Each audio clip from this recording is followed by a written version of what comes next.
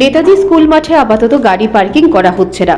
শুক্রবার পুর নিগমে আহত এক সাংবাদিক সম্মেলনে সাফ কথা জানিয়ে দিলেন আগরতলা পুর নিগমের মেয়র দীপক মজুমদার। তিনি বলেন, নেতাজি স্কুলের সামনে যে মাটি রয়েছে সেখানে পার্কিং করা হবে বলে যে বিষয়টি প্রচারে এসেছিল সেই বিষয়টি ছিল প্রস্তাব। পার্কিং করার বিষয় নিয়ে আলোচনা হয়েছিল, কিন্তু পার্কিং করা হবে এ নিয়ে কোনো পাকা সিদ্ধান্ত হয়নি। পাশাপাশি তিনি বলেন, কেউ কেউ মানুষকে বিভ্রান্ত করার জন্য এই বিষয়টি নিয়ে জল ঘোলা করার চেষ্টা করছেন, পেছন থেকে মানুষকে উস্কে দিয়েছেন। তারা সরকারের এবং পুর নিগমের বদনাম করার জন্যই এটা করেছিল। তবে শহরের অন্য কোনো স্থানে পার্কিং করা হবে বলেও প্রতিক্রিয়া ব্যক্ত করেছেন মেয়র দীপক মজুমদার। এটা কোনো নির্দিষ্ট পরিকল্পনা নেই, এটা প্রস্তাব আকারে আমরা নেতাজি স্কুল মাঠ যাতে আরও এমনিতে সুন্দর হয়, পরিচ্ছন্ন রাখা যায় সেদিকে তাদের প্রস্তাবটা আমরা সাধুবাদ জানাবো। কিন্তু প্রস্তাব থাকে, মাননীয় মুখ্যমন্ত্রী অলরেডি অনেকগুলি ডিসিশন উনি নিয়ে নিয়েছেন নেতাজি স্কুল সম্বন্ধে।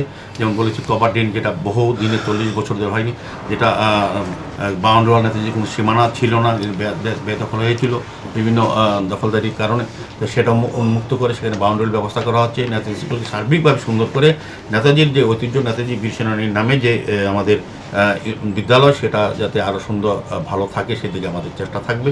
কাজে এই বিভ্রান্তে যাতে কেউ না পড়েন, এটা একটা বিভ্রান্তিমূলক প্রচার, এটা আলোচনা অনেক কিছু হয়। আগরতলা শহরকে সুন্দর করার জন্য বিভিন্ন সংগঠন, বিভিন্ন ব্যক্তি, বিভিন্ন প্রতিষ্ঠান, সরকারের উদ্যোগেও কিছু প্রস্তাব আছে।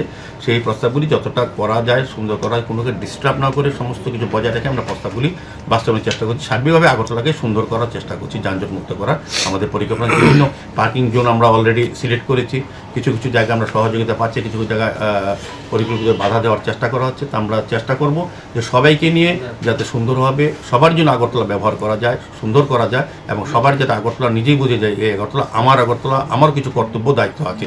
শুধু সরকারের উপর সবটা দিলে হবে না, আমাকে কিছুটা সহযোগিতা করতে হবে। আমার নাগরিক হিসাবে আমার যে দায়িত্ব এটাকে পালন করতে হবে, এবং নাগরিক পরিষেবা আধুনিকভাবে পৌঁছে দেওয়ার দায়িত্ব আমাদের সরকার আমাদের সেটা করে যাচ্ছে।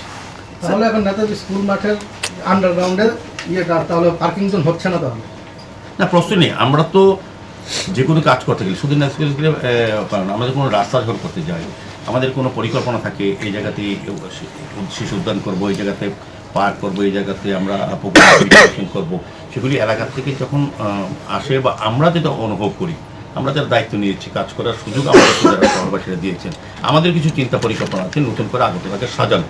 সেক্ষেত্রে যখনই আমরা প্রয়োজন মনে করি যে এই জায়গাটা এই কাজটা করলে হয়তো আমাদের পক্ষে মনে হচ্ছে ভালো হবে, তখন আমরা ওই এলাকার লোকের সঙ্গে কথা বলি, ওই প্রতিষ্ঠান বা ব্যক্তির সঙ্গে কথা বলি। আমরা বিভিন্ন যারা আগরতলা শহরকে নিয়ে ভাবেন এরকম ব্যক্তির সঙ্গে আমি কথা বলেছি। তাহলে বিকল্প হিসাবে এখন কোন জায়গাটা নেবেন? না, আগরতলা শহরে বিকল্প হিসেবে আমরা চেষ্টা করছি। নেতাজি স্কুল মাঠের বিকল্পটা তাহলে কোথায় তাহলে পার্কিং জোন করার পরিকল্পনা আছে? অনেকগুলি আছে, আমরা আলোচনা করব যখনই যে জায়গায় করব। এটা তো বাস্তব কথা, আগরতলা শহরে তো পার্কিংয়ের ব্যবস্থা করতে হবে। যারা আগরতলা শহরকে ব্যবহার করে বিভিন্ন প্রান্ত থেকে গাড়ি নিয়ে আসবেন, 2 হুইলার 4 হুইলার নিয়ে আসবেন, তারা কোথায় রাখবেন? তাদেরকে বিকল্প ব্যবস্থা দিতে হবে। তার মানে তারা কামানচুমনি, পোস্টঅফিস, সুযোগ চুমনি মেইন রোডে রাখবেন, এটা না, এটা আমরা বরদাস্ত করবো না। সেক্ষেত্রে আমরা নির্দিষ্ট পার্কিং জোন আমরা চেষ্টা করছি, এটা একটা প্রস্তাব। এদিকে যারা নেতাজি স্কুলের মাঠে পার্কিং জোনের বিরোধিতা করে মিছিল করেছেন তাদেরকে ধন্যবাদ জানিয়েছেন মেয়র। তারা নেতাজি স্কুলকে ভালোবাসেন বলে মিছিল করেছেন। Bureau report, news prime Tripura.